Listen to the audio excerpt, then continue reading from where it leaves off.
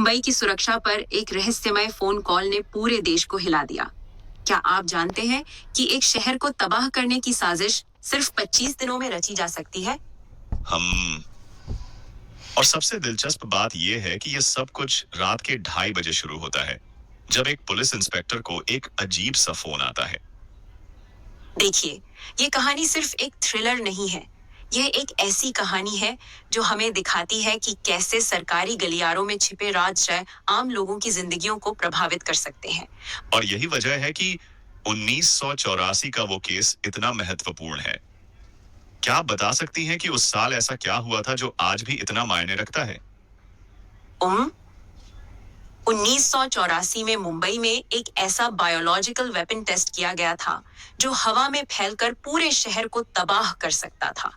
और इस प्रोजेक्ट से जुड़ा था मुंबई का सबसे खतरनाक डॉन इकबाल कास्कर। वेल, ये तो वाकई में चौंकाने वाला है। और फिर कास्कर का अचानक गायब हो जाना। हाँ, और अब 25 दिनों का काउंटडाउन। सोचिए, एक पुलिस इंस्पेक्टर के पास सिर्फ इतना वक्त है एक पूरे शहर को बचाने के लिए। लेकिन सबसे बड़ी बात, उसे पता भी नहीं है कि असली दुश्मन कौन है और कौन है। मुझे लगता है कि यहाँ एक और पहलू है ब्लैक ऑप्स यूनिट का, एक ऐसी सीक्रेट एजेंसी जो शायद खुद इस साजिश का हिस्सा है। बिल्कुल, और यही वो मोड़ है जहां कहानी में सबसे बड़ा ट्विस्ट आता है।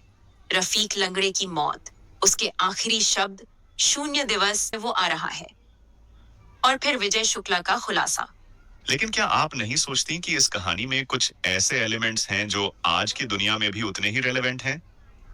हाँ, देखिए, आज भी हम बायोलॉजिकल वेपन्स की खबरें सुनते हैं। और यह कहानी हमें याद दिलाती है कि कैसे एक छोटी सी घटना, एक फोन कॉल, पूरे शहर की किस्मत बदल सकती है। और शायद इसीलिए यह कहानी इतनी प्रभावशाली है, क्योंकि यह सिर्फ एक कहानी नहीं है, यह एक आईना है। जब आदित्य अंत में उस टनल तक पहुंचते हैं, वो एक बड़ा फैसला लेते हैं। वो अपनी जान की परवाह किए बिना सिस्टम के खिलाफ जाकर सच का साथ देते हैं। लेकिन क्या वाकई में कहानी वहीं खत्म होती है? वो आखिरी फोन कॉल? नहीं, और यही इस कहानी की खूबसूरती है। शहर तो बचा लिया, लेकिन खेल अभी खत्म नहीं हुआ। यह लाइन हमें बताती है कि कभी-कभी जीत और हार के बीच की लकीर बहुत पतली होती है। तो क्या यह कहानी हमें कोई संदेश देती है? हाँ, ये कहानी हमें याद दिलाती है कि सबसे बड़े खतरे वहीं से आते हैं जहां हम सबसे सुरक्षित महसूस करते हैं। और शायद इसीलिए हमें हमेशा सतर्क रहने की जरूरत है। और शायद यही वजह है कि यह कहानी आज भी उतनी ही प्रासंगिक है जितनी तब थी। बिल्कुल सही कहा। यह कहानी हमें सिखाती है कि सच्चाई और ईमानदारी की लड़ाई कभी खत्म नहीं होती। और शायद यही वजह है कि हमें ऐसे हीरो की जरूरत है जो हर कीमत पर सच का साथ दे।